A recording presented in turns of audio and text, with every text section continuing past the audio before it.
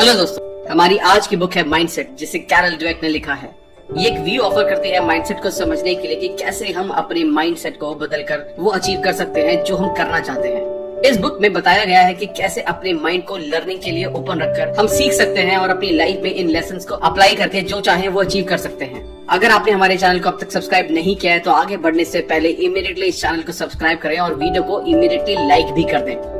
इस बुक की ऑथर है कैरल ड्वेक। उनका बर्थ 17 अक्टूबर 1946 में हुआ था। वो एक रिसर्चर और साइकोलॉजिस्ट हैं। उन्होंने कई ऑर्गेनाइजेशंस के साथ काम किया है। उनके रिसर्चेस को New York times, Washington post and the Boston globe में भी अप्रिशिएट किया गया है। उन्होंने माइंडसेट पर बहुत सारी बुक्स लिखी हैं। इस बुक में आप सीखोगे कि किस तरह से हमारे बिलीफ हमारे लाइफ को शेप कर देते हैं। आप देखोगे कि महान लोग, चाहे वो स्पोर्ट्स में हो, बिजनेस में या किसी और फील्ड में हो, वो रातों रात सक्सेसफुल नहीं हो गए। हो सकता है कि इनमें से कुछ लोग टैलेंटेड हो, बट सारे के सारे टैलेंटेड नहीं थे। उनका भी किसी वक्त फिक्स्ड माइंडसेट था। ग्रोथ माइंडसेट डेवलप करके उन्होंने ग्रेटनेस को अचीव किया। आप समझोगे कि क्या चीज एक पर्सन को दूसरे से अलग करती है। आप देखोगे कि कैसे माइंडसेट हमारी पूरी लाइफ की डायरेक्शन तय करते हैं, फिर चाहे ये नेगेटिव हो या पॉजिटिव। आप ये भी जानोगे कि कैसे एक पॉजिटिव माइंडसेट डेवलप किया जा सकता है। ये बुक बहुत सारे रिसर्च पर बेस्ड है। ऑथर ये भी बताते हैं कि किस तरह हम अपने माइंडसेट को पहचान कर उसको चेंज कर सकते हैं। So let's begin. Chapter 1 Mindset. जब ऑथर एक यंग रिसर्चर थे तब वो लोगों के फेलियर पर रिसर्च करते थे कि कैसे लोग फेलियर को हैंडल करते हैं, उनसे डील करते हैं। उन्होंने एक स्कूल के स्टूडेंट्स को कुछ पजल्स दिए सॉल्व करने को। स्टार्टिंग वाली पजल्स काफी इजी थी, बट अगले वाली थोड़ी हार्ड थी। अब जब स्टूडेंट्स थोड़ा परेशान हुए, ऑथर ने उनको नोटिस करना शुरू किया। ऑथर स्टूडेंट्स के बीच में डिफरेंस को एक्सपेक्ट कर रहे थे, बट उन्होंने जो देखा उससे वो शॉक्ड रह गए। हार्ड पजल्स का सामना करने के बाद एक स्टूडेंट खड़ा हुआ और बोला, मुझे ये चैलेंज में मजा आ रहा है। अगला स्टूडेंट भी खड़ा हुआ और उसने भी ऐसा ही कहा। ऑथर शॉक्ड रह गए क्योंकि उन्होंने ये एक्सपेक्ट नहीं किया था। हर एक का कोई रोल मॉडल होता है और अब ये बच्चे ऑथर के रोल मॉडल बन गए थे। अब ऑथर ये समझना चाहते थे कि किस किस माइंडसेट की वजह से बच्चों ने इस फेलियर को एज अ गिफ्ट लिया। बच्चे इस फेलियर से डिस्करेज नहीं हुए। उन्होंने ये सीखा कि वो कुछ सीख रहे हैं। लोगों में इतना अंतर कैसे होता है? जब से ह्यूमैनिटी की शुरुआत हुई है तब से लोग अलग अलग तरीके से सोचते हैं, अलग अलग तरीके से एक्ट करते हैं। सवाल ये है कि क्यों कुछ लोग ज्यादा स्मार्ट होते हैं और बाकी कम, और क्या कुछ ऐसा है जिसने उनको परमानेंटली स्मार्ट बना दिया हो? कुछ एक्सपर्ट्स ने कहा कि ये फिजिकल स्ट्रक्चर की वजह से होता है, like size and shape of skull, genes etcetera. कुछ ने कहा कि जैसा आपका एनवायरनमेंट होता है आप वैसे बन जाते हैं। सेम टाइम कुछ साइंटिस्ट का कहना है कि आपकी कैपेबिलिटी उससे कहीं ज्यादा होती है जितना कि आप सोचते हैं। आपका एनवायरनमेंट जो भी हो, एक्सपीरियंस और ट्रेनिंग से आप काफी आगे जा सकते हैं, सक्सेसफुल हो सकते हैं। The two mindset. ऑथर कहते हैं कि उनके 30 साल की रिसर्च से उन्हें ये पता चला है कि आपका दुनिया को देखने का पॉइंट ऑफ व्यू आपकी लाइफ को डिटरमाइन करता है। बट ये कैसे होता है? कैसे एक सिंपल बिलीफ आपकी पूरी लाइफ को अफेक्ट करता है? आइए जानते हैं। आपका एक माइंडसेट हो सकता है जिसे हम फिक्स्ड माइंडसेट कहेंगे। ये माइंडसेट खुद को प्रूव करने की एक अर्जेंसी क्रिएट करता है। ये समझता है कि आपके पास फिक्स्ड अमाउंट होता है इंटेलिजेंस का, पर्सनैलिटी का, और आपको सक्सेसफुल होने के लिए इन चीजों का ज्यादा होना जरूरी है। हमें से कई लोगों को बचपन से ही ये सिखाया गया है कि कैसे हमारे फ्रेंड्स हमसे ज्यादा टैलेंटेड हैं, कैसे किसी का आईक्यू लेवल हमसे ज्यादा है। सब यही कहते हुए पाए जाते थे कि स्मार्ट बनो, डम मत बनो। किसी ने एंजॉय और लर्निंग पर फोकस नहीं किया। हम हमेशा से ही ये चाहते रहे हैं कि हम खुद को करियर में और रिलेशनशिप में प्रूव कर सकें। हर सिचुएशन में हमको हमारे इंटेलिजेंस, पर्सनैलिटी, कैरेक्टर के हाई होने को कंफर्म करना पड़ता है। हमारे लिए सिर्फ 2 ही सिचुएशन रहती हैं, या तो सक्सेस या फेलियर। या तो हम स्मार्ट दिखेंगे या फिर डम, या तो हम एक्सेप्ट होंगे या फिर रिजेक्टेड, या तो हम जीतेंगे या फिर हम हारेंगे। दूसरा जो माइंडसेट है वो है ग्रोथ माइंडसेट। इस माइंडसेट के अकॉर्डिंग आप कुछ भी अचीव कर सकते हो, बस आपको थोड़ा हार्ड ट्राई करने की देर है, जोर लगाने की देर है। इस माइंडसेट के अकॉर्डिंग आप एफर्ट्स, स्ट्रैटेजीज और दूसरों की मदद से बहुत कुछ अचीव कर सकते हो सकता है कि कुछ लोग स्टार्ट में कम टैलेंटेड हो या कमजोर हो, बट हर कोई बदल सकता है और ग्रो कर सकता है अपने एक्सपीरियंस से सीखकर। जैसा कि आप देख सकते हैं कि सीखने के पैशन से कोई भी क्वालिटी डेवलप की जा सकती है। लोगों को क्यों ये साबित करने में एनर्जी वेस्ट की जाए कि आप कितने महान हैं, जब आप बेहतर बन सकते हैं तो क्यों अपनी कमियां छुपाई जाएं जब आप उनको ओवरकम कर सकते हैं? क्यों ऐसे लोगों के साथ रहा जाए जो आपकी सेल्फ एस्टीम को हर्ट करते हैं, बजाय उनके जो आपको ग्रो करने के लिए इंस्पायर करते हो? क्यों किसी के प्रूव किए हुए रास्ते पर चला जाए जब आप खुद नए रास्ते तलाश कर सकते हो? जब सब कुछ आपके फेवर में नहीं जा रहा हो तब भी अपने रास्ते पर चलने का जुनून एक ग्रोथ माइंडसेट का हॉलमार्क है। यही माइंडसेट है जो लोगों को मोस्ट चैलेंजिंग कंडीशन में भी अपने गोल को अचीव करने के लिए इंस्पायर करता है। Chapter 2 inside the mindset. जब ऑथर छोटी थी तब वो अपने फ्यूचर पार्टनर के बारे में सोचा करती थी। Tall, handsome, very successful. वो अपने करियर के बारे में भी सोचती थी कि एक ग्लैमरस करियर बट ज्यादा हार्ड नहीं और ना ही रिस्की हो। जब ऑथर बड़ी हुई तो उन्होंने देखा कि उनका बॉयफ्रेंड बहुत अच्छा इंसान है जैसे कि उन्होंने सोचा था, बट अभी भी उसमें कुछ कमियां थी। उसकी जॉब में भी कांस्टेंट चैलेंजेस आते रहते थे। फिर भी ऑथर सेटिस्फाइड थी। क्यों? क्योंकि ऑथर ने अपना माइंडसेट चेंज कर लिया और ये सब उन्हें उनके काम करते वक्त सीखने को मिला। उन्होंने देखा कुछ स्टूडेंट्स अपनी एबिलिटी प्रूव करना चाहते थे जबकि कुछ स्टूडेंट्स अपनी एबिलिटी इम्प्रूव करना चाहते थे। एक फिक्स्ड एबिलिटी को प्रूव करने की जरूरत होती है जबकि चेंजेबल एबिलिटी सीख कर डेवलप की जा सकती है। यहाँ से ऑथर को रियलाइज हुआ कि उनके पास कौन सा माइंडसेट था।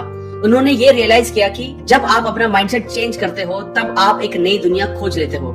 इस वर्ल्ड में फेलियर का मतलब होता है कोई सेटबैक, कोई बुरी ग्रेड, कोई रिजेक्शन, और इन सब चीजों का मतलब होता है कि आप लायक नहीं हो।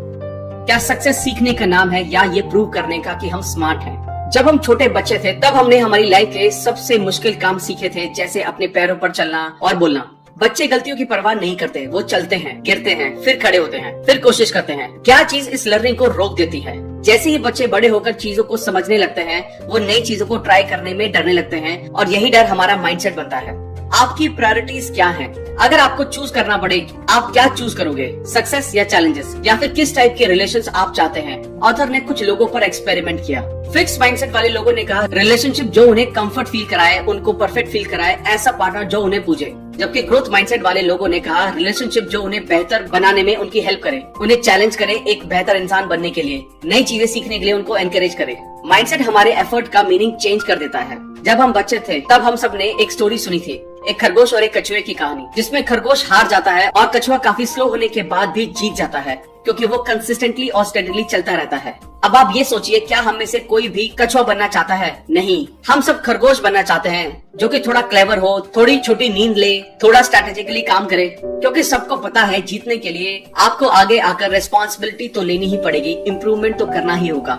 इस टाइप की स्टोरीज के साथ प्रॉब्लम ये है कि ये स्टोरीज ईदर और सिचुएशन को रिजेंबल करती हैं। या तो आप टैलेंटेड हैं या फिर आपको ज्यादा एफर्ट लगाना होगा। ये हमें फिक्स माइंडसेट की ओर ले जाता है, जैसे एफर्ट सिर्फ उन लोगों के लिए है जो कमजोर हैं या कम टैलेंटेड हैं। लोग हमेशा आपसे कहते रहते हैं अगर आपको किसी चीज के लिए मेहनत करनी पड़ रही है, इसका मतलब ये है कि आप में वो एबिलिटी ही नहीं है, या फिर उन लोगों के पास सब कुछ आसानी से आ जाता है जो जीनियस होते हैं। दूसरी तरफ ग्रोथ माइंडसेट वाले लोग मानते हैं कि जीनियस लोगों को भी कुछ अचीव करने के लिए मेहनत की जरूरत पड़ती है, और बात जब एफर्ट्स की आती है, एफर्ट्स टेरिफाइंग होते हैं दो वजह से। एक तो फिक्स माइंडसेट के लिए जीनियस लोगों को एफर्ट लगाने की जरूरत नहीं होती, अगर जरूरत हुई तो उससे ये प्रूव हो जाएगा कि वो जीनियस नहीं है। दूसरा ये कि ये आपसे सभी एक्सक्यूजेस छीन लेता है। अगर आप हार्ड ट्राई नहीं करते तो आपके पास लोगों को कहने के लिए ये होता है कि आपने एफर्ट नहीं लगाए, अदरवाइज ये काम तो मैं कर ही लेता। बट क्योंकि आपने अब एफर्ट लगा दिया है तो देने के लिए कोई एक्सक्यूज भी नहीं बचा आपके पास। फिक्स माइंडसेट के लोगों ने कई बुक्स पढ़ी होंगी जो कहती हैं सक्सेसफुल होने का मतलब है खुद का बेस्ट वर्जन बनना, या एफर्ट ही सक्सेस का रास्ता है। बट वो लोग इन बातों को अपनी लाइफ में नहीं लगा पाते क्योंकि उनके बिलीव्स फिक्स्ड हैं, जो उनसे कहते रहते हैं सक्सेस का मतलब होता है टैलेंटेड होना। Questions and answers.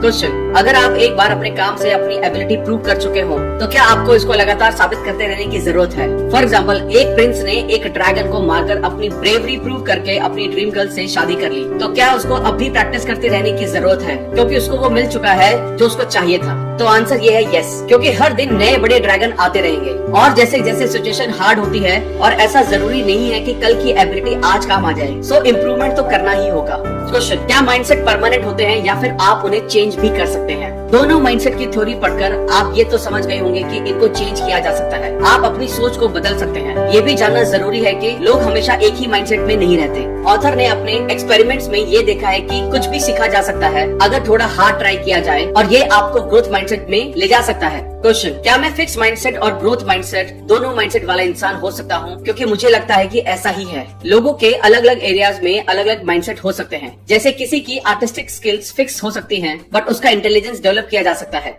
रिसर्चेस में ये पता चला है कि जिस पर्टिकुलर एरिया में आपका माइंडसेट जैसा होगा वो आपको उसी डायरेक्शन में ले जाएगा। क्वेश्चन, क्या हम कह सकते हैं कि लोग फेल होते हैं अपने एफर्ट्स को लेकर बिलीव के कारण? नहीं, ये सच है कि एफर्ट जरूरी है, कोई भी इसके बिना सफल नहीं हो सकता। बट यही सिर्फ अकेली क्वालिटी नहीं है, लोगों के पास अलग रिसोर्स और अपॉर्चुनिटी हो सकती है। फॉर एग्जाम्पल, अगर किसी आदमी के पास बहुत पैसा है और उसके पास पेरेंट्स का सेफ्टी नेट है तो थोड़े ज्यादा रिस्क ले सकता है, लेकिन एक पॉइंट पे तो उसको भी एफर्ट्स लगाने ही होंगे।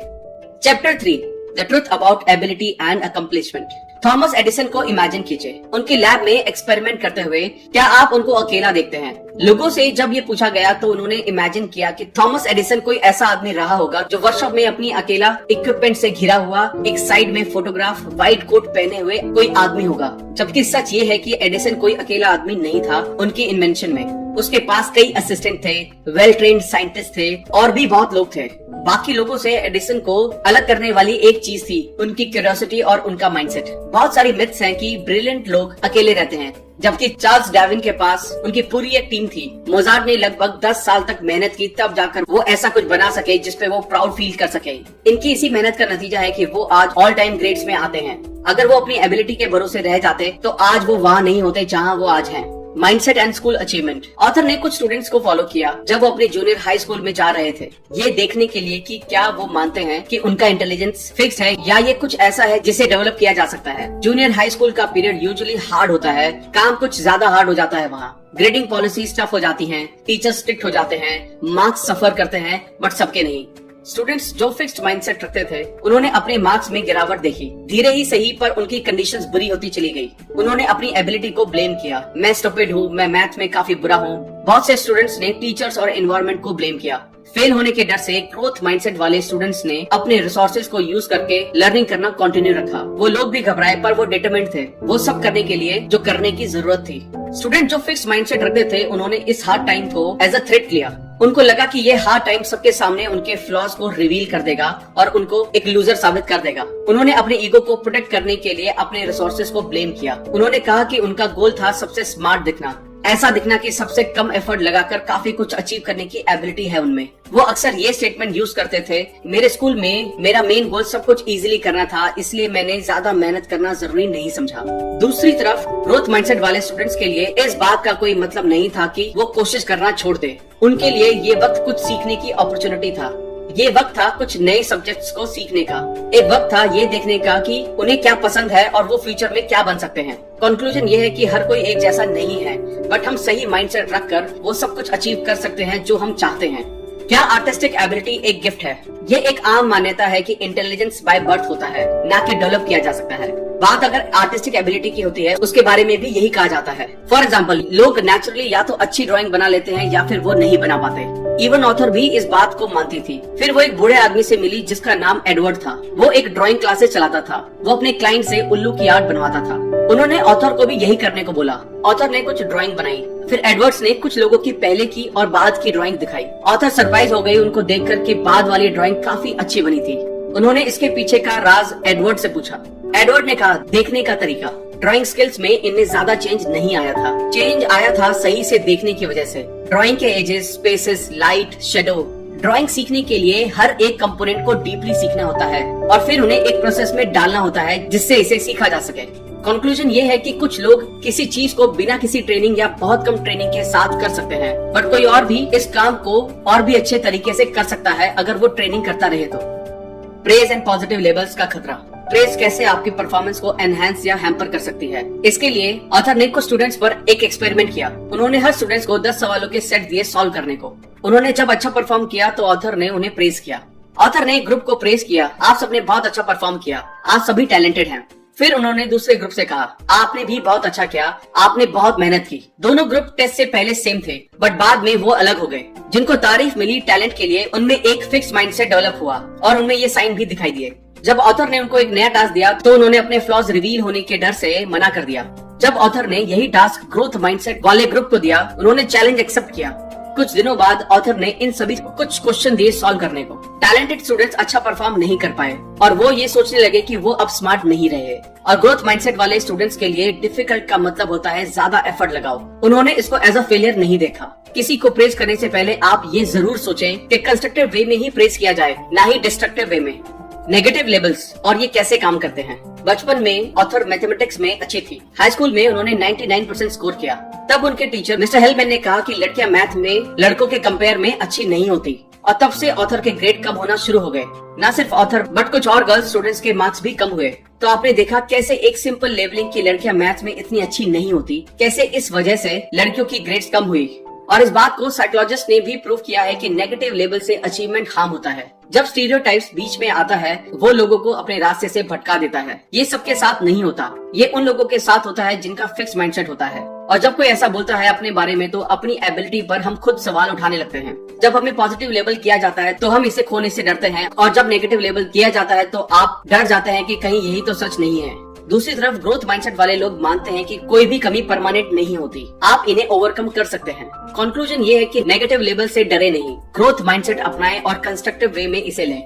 Chapter 4 sports the mindset of a champion. Sports में हर कोई ये मानता है कि टैलेंट गिफ्टेड होता है, इवन एक्सपर्ट्स और कोचेस भी। वो ये मानते हैं कि एथलीट जैसी फिजिक होना, एथलीट के जैसे मूव करना, ये सब नेचुरल होता है। यहाँ एक स्टोरी है बेसबॉल प्लेयर बिली बीन की। वो एक एक्सेप्शनल प्लेयर थे, सब लोग उसे एक नेचुरल टैलेंटेड और फ्यूचर स्टार की तरह देखते थे। बट जैसे ही वो मेजर टूर्नामेंट में गया उसकी परफॉर्मेंस डिक्लाइन होने लगी। क्या बिली ने अपनी प्रॉब्लम्स को एक कंस्ट्रक्टिव वे में देखा और कोई सोल्यूशन निकाला? नहीं, ऑफ कोर्स नहीं, क्योंकि ये एक फिक्स माइंडसेट की स्टोरी है। वो ये सोचा करता था कि नेचुरल टैलेंट को कोई भी एफर्ट की जरूरत नहीं है, एफर्ट दूसरों के लिए है। बिली अपने ही टैलेंट्स के जाल में फंस गया था। बिली द प्लेयर कभी भी इस माइंडसेट से नहीं निकल पाया और अपना करियर बर्बाद कर लिया। वहीं पर एक दूसरा प्लेयर था जो बिली के पैरेलल टीम में खेला करता था, लेनी। वो एक ऐसा खिलाड़ी था जिसको कभी किसी ने नेचुरली गिफ्टेड नहीं माना। बिली ने उसको बाद में डिस्क्राइब किया, वो फेलियर का मतलब नहीं जानता था और मैं उसका बिल्कुल अपोजिट था। बिली ने कहा, मैंने ये समझना शुरू किया कि एक बेसबॉल प्लेयर को कैसा होना चाहिए और ऐसा लेनी था, मैं नहीं। एज अ कोच बिली ने रियलाइज किया कि उसका माइंडसेट उसको पीछे ले जा रहा था। उसने ये लर्निंग्स अपनी टीम पर लगाई। वो 2002 में ऑकलैंड एथलेटिक्स का जनरल मैनेजर था। उसकी टीम ने एक सीजन में 103 मैचेस में जीत दर्ज की। उन्होंने टैलेंट नहीं खरीदे थे, उन्होंने माइंडसेट पर काम किया।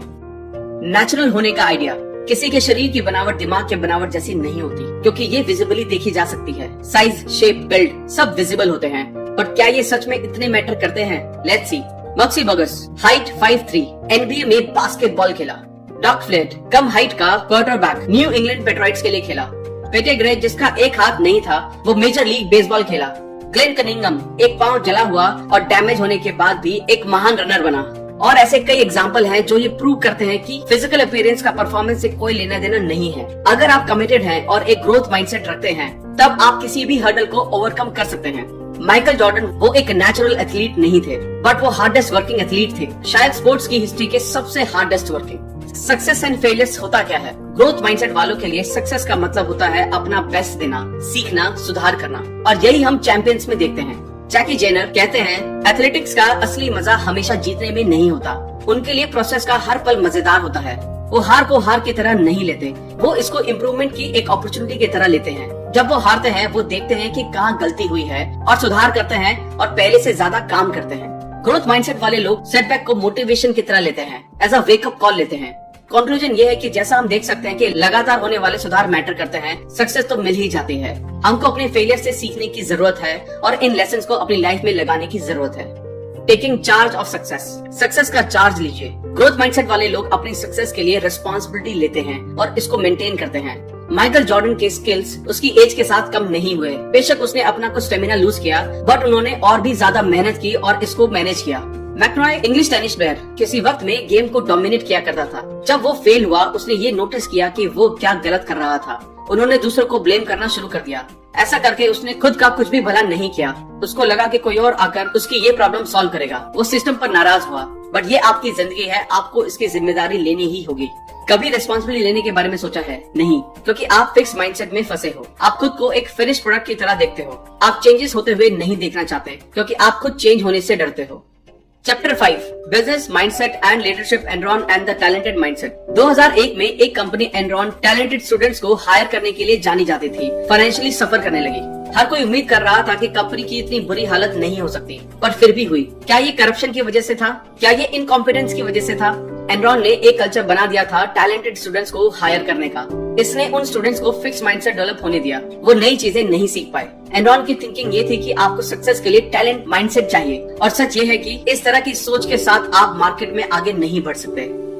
Fix mindset leaders in action. Warren Bennis leadership guru, जिन्होंने दुनिया के ग्रेटेस्ट लीडर्स को स्टडी किया।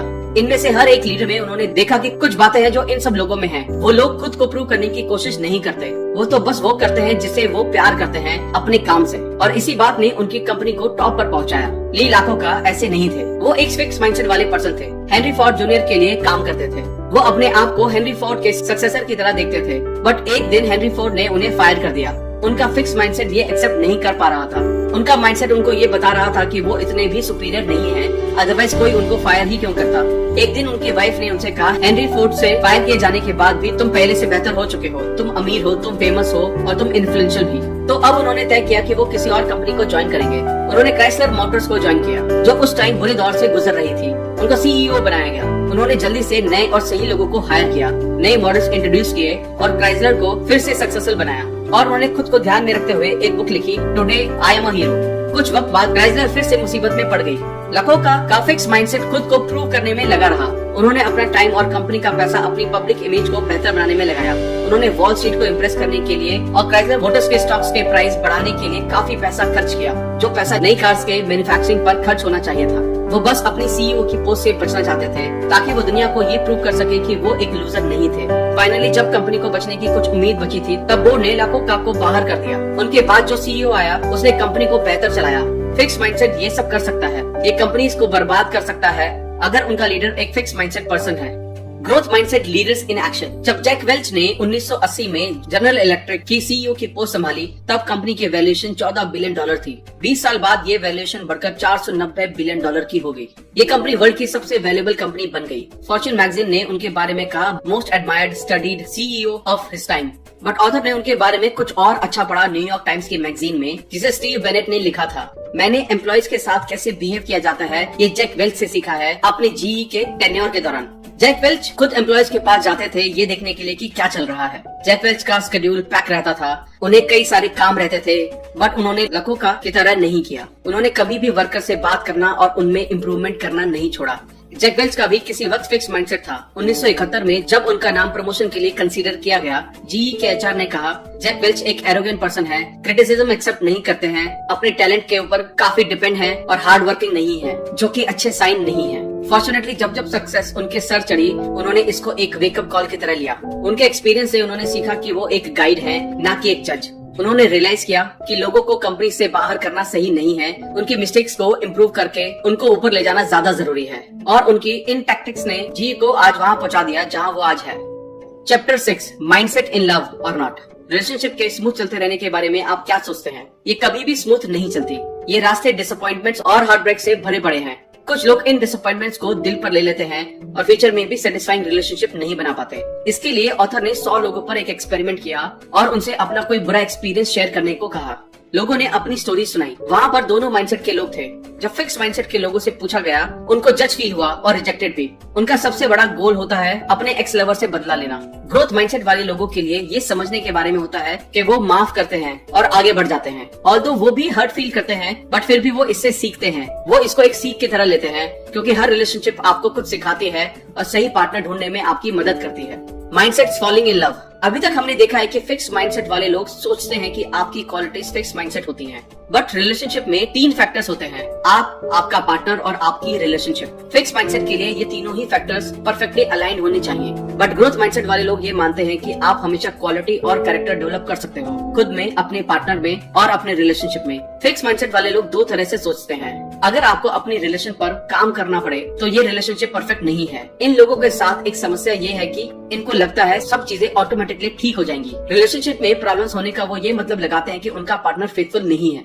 The partner as enemy. Fix mindset वाले लोगों के साथ ये प्रॉब्लम होती है कि जब भी रिलेशनशिप में कोई प्रॉब्लम आती है, वो अपने पार्टनर को दुश्मन की तरह ट्रीट करने लगते हैं। जब इनके लिए और चीजें काम नहीं कर रही होती हैं, तो वो किसी और को ब्लेम नहीं कर सकते। बट जब रिलेशनशिप ठीक से काम नहीं कर रही होती है, वो अपने पार्टनर को ब्लेम करते हैं। रिमेम्बर, फिक्स माइंडसेट वाले लोगों के लिए किसी को माफ करना कितना मुश्किल होता है। वो लेबल फील करते हैं जब कोई उनको रिजेक्ट कर देता है, बट जब वो अपने पार्टनर को अच्छे पर्सन की तरह देखते हैं, तो अपने रिलेशनशिप में वो खुद को बुरा मानने लगते हैं। वो ये सोचते हैं कि अगर मेरा पार्टनर अच्छा पर्सन है, तो फिर ये रिलेशनशिप शायद मेरी ही वजह से प्रॉब्लम में है। यही पेरेंट्स के केस में भी होता है। जब पेरेंट्स सपोर्टिव होते हैं, फिर भी बच्चे अच्छा परफॉर्म नहीं कर पाते, तो वो ये सोचने लगते हैं कि मेरे पेरेंट्स तो सपोर्टिव हैं, फिर भी अगर मैं अच्छा नहीं कर पा रहा हूँ, तो इसमें जरूर ही मुझ में कोई कमी होगी। Competition, who is the greatest. Relationship में अगर आपके पास एक फिक्स माइंडसेट है तो आप खुद को प्रूव करना चाहते हैं अपने पार्टनर के सामने। ऐसे में अपने पार्टनर के साथ कंपटीशन करने लगते हैं, कौन ज्यादा स्मार्ट है, टैलेंटेड है और लाइकेबल है। सुजैन का बॉयफ्रेंड सोचता था कि वो सबका अटेंशन ग्रैब कर लेती है हर एक पार्टी में, और वो खुद को इन्फीरियर फील करता था। उन लोगों ने एक कॉन्फ्रेंस अटेंड की। वहाँ उन्होंने देखा कि सब लोग सुजैन को प्रेस कर रहे हैं। मार्टिन चिढ़ गया। पार्टी फिनिश होने के बाद जब ये दोनों कार में बैठे तब भी ड्राइवर ने सुजैन की ही तारीफ की। मार्टिन और चिढ़ गया। लकीली मार्टिन ज्यादा कॉम्पिटिटिव नहीं था, अदरवाइज सिचुएशन वर्स हो सकती थी। और यहाँ पर फिक्स माइंडसेट ये बात एक्सेप्ट नहीं कर पाता कि आपका पार्टनर आपसे बेहतर है। डेवलपिंग इन रिलेशनशिप्स, जब लोग रिलेशनशिप में होते हैं उनको अक्सर ऐसा पार्टनर मिलता है जो उनसे अलग होता है। वो ये सीख नहीं पाते कि डिफरेंसेस के साथ कैसे डील करना है। एक अच्छी रिलेशनशिप में लोग ऐसे स्किल्स डेवलप करते हैं, दोनों पार्टनर एक साथ ग्रो करते हैं और रिलेशनशिप बेहतर हो जाती है। Chapter 7, parents, teachers and coaches, where do mindsets come from. जब पेरेंट्स से पूछा गया तो उन्होंने हमेशा ये कहा, हम अपने बच्चों को ग्रो होते हुए देखना चाहते हैं। हम ऐसा कुछ भी नहीं करेंगे जिससे उनकी स्टडी या लाइफ को नुकसान हो। बट क्या ये सच है? Let's see. कई पेरेंट्स अपने बच्चों के लिए कहते हैं कि उनकी क्वालिटीज परमानेंट हैं और दूसरे बच्चे ब्रिलियंट हैं, पर उनका बच्चा नहीं है। दूसरी तरफ पेरेंट्स तारीफ में कहते हैं कि तुम अच्छी प्रोग्रेस कर रहे हो और हम इससे खुश हैं। यहीं से वो फिक्स माइंडसेट और ग्रोथ माइंडसेट अडॉप्ट करना शुरू कर देते हैं। टीचर्स और कोचेस भी सेम वे में स्टूडेंट्स को ट्रीट करते हैं। Parents and teachers, messages about success and failure. तुमने ये सब जल्दी सीख लिया, तुम बहुत स्मार्ट हो, तुम बहुत टैलेंटेड हो, तुमने अच्छा कर दिखाया इतना कम पढ़ने के बाद भी। क्या ये मैसेजेस सपोर्टिव नहीं है? बिल्कुल है, बट जरा इसकी दूसरी साइड भी देखिए। अगर मैं कोई और चीज जल्दी से सीख नहीं पाता, इसका मतलब मैं स्मार्ट नहीं हूँ। अगले किसी टेस्ट में अगर मैं हार्डवर्क से अच्छे मार्क्स नहीं लाता हूँ तो मैं टैलेंटेड नहीं हूँ। ऐसे सपोर्टिव मैसेजेस भी बच्चों को फिक्स माइंडसेट की तरफ धकेल देते हैं और वो टैलेंट के साथ और भी ज्यादा ऑब्सेस हो जाते हैं। रीअश्योरिंग चिल्ड्रन, कैसे बच्चे को किसी टेस्ट या परफॉर्मेंस के पहले सिक्योर फील करवाया जाए। बच्चों को उनके टैलेंट के बारे में रीअश्योर करना बैकफायर कर सकता है। वो इस बात से डरेंगे कि कहीं वो अच्छा परफॉर्म नहीं कर पाए तो लोग उनको लेस टैलेंटेड समझेंगे। अक्सर पेरेंट्स कहते हैं, देखो तुम स्मार्ट हो इसलिए फिक्र करना बंद करो, तुम्हें पता है तुम अच्छा परफॉर्म करोगे। वो सपोर्टिव है बट साथ ही साथ डिस्ट्रक्टिव भी। क्या ये एक तरीका हो सकता है? हर कोई हमको जज करेगा बट हम नहीं करेंगे। हमें खुशी है कि तुमने सीखा और तुम अभी भी सीख रहे हो। Constructive criticism more about failure messages. हमने ये कई बार सुना है कंस्ट्रक्टिव क्रिटिसिज्म, बट क्या हम सच में कंस्ट्रक्टिवली क्रिटिसाइज करते हैं? कंस्ट्रक्टिव मीन्स किसी बच्चे की हेल्प करना, किसी प्रॉब्लम को सॉल्व करने में, एक बेटर पर्सन बनने में। यहाँ 2 एग्जाम्पल हैं। बेटे मुझे बहुत बुरा लगता है जब तुम अपना काम फिनिश नहीं करते, तुम कब तक ये काम फिनिश कर लोगे? या फिर बेटे क्या कुछ ऐसा है जिसे समझने में मैं तुम्हारी मदद कर सकता हूँ? क्या तुम चाहते हो तुम्हारा असाइनमेंट समझने में मैं तुम्हारी हेल्प करूँ? आपने देखा कि किस तरह कंस्ट्रक्टिव क्रिटिसिज्म किया जा सकता है, और एज अ पेरेंट और एज अ ह्यूमन बीइंग हमें यही करना चाहिए। Mindset can be a life and death matter. Parents अपने बच्चे का हमेशा भला चाहते हैं बट कभी कभी इनको मुसीबत में भी डाल देते हैं। यहाँ एक स्टोरी है सुजैन की। उसके पेरेंट्स चाहते थे कि उनकी लड़की हार्वर्ड बिजनेस स्कूल जाए, बट सुजैन को साइंस में इंटरेस्ट था और उसके पेरेंट्स के प्रेशर की वजह से वो डिप्रेशन में चली गई। इस वजह से कभी कभी उसकी ग्रेड्स A+ आ जाती पर कभी कभी F ही रह जाती। ऐसी सिचुएशन बच्चों को सुसाइड टेंडेंसी की तरफ भी ले जाती है। What makes a great teacher or parent? कई टीचर्स सोचते हैं कि अपने पढ़ाने के स्टैंडर्ड को लो करके वो स्टूडेंट्स को बेहतर समझा सकते हैं और इससे स्टूडेंट्स को सक्सेसफुल फील होगा, बट ये चीज काम नहीं करती है। स्टैंडर्ड लोअर करके आप सिर्फ कम एजुकेटेड स्टूडेंट्स बना रहे होते हैं। अच्छे टीचर विश्वास करते हैं ग्रोथ में और वो लर्निंग के बारे में सोचकर रोमांचित होते हैं और स्टूडेंट्स में भी यही माइंडसेट डेवलप करते हैं। Chapter 8, changing mindset, a workshop, the nature of change. जब ऑथर अपनी फर्स्ट ग्रेड में थी उसकी फैमिली नए टाउन में मूव कर गई। वहाँ के स्टूडेंट्स और माहौल ऑथर से अनफेमिलियर थे। स्टूडेंट्स उनसे काफी आगे थे। टीचर्स आई और उनसे एक लेटर लिखने को कहा। सब स्टूडेंट्स ने लेटर लिखे बट ऑथर को पता नहीं था कि क्या करना है। अपने फिक्स माइंडसेट के चलते वो पूछ भी नहीं सकी। बाद में उन्होंने रियलाइज किया कि उन्हें टीचर से पूछना चाहिए था। आपको ग्रोथ माइंडसेट को डेवलप करना ही होगा, इसके लिए आपको हेल्प के लिए पूछना ही पड़ेगा। हो सकता है स्टार्टिंग में आपका माइंडसेट फिक्स हो, पर जैसे जैसे आप ग्रोथ माइंडसेट डेवलप करते हैं ये आपके फिक्स माइंडसेट को ओवरलैप कर लेता है। Mindset go further. एक फिक्स माइंडसेट अपने ही स्टैंडर्ड्स बना लेता है जो पूरी तरह जजिंग के ऊपर बेस होते हैं। लाइक इसका मतलब मैं एक लूजर हूँ, इसका मतलब मैं तुमसे एक बेटर पर्सन हूँ, एटसेट्रा। ऑथर ने ऑब्जर्व किया कि फिक्स माइंडसेट वाले लोग किसी सिचुएशन को ज्यादा इवैल्यूएट करते हैं। कुछ अच्छा होना उनके लिए एक पॉजिटिव लेवल होता है और कुछ बुरा होना एक नेगेटिव लेवल।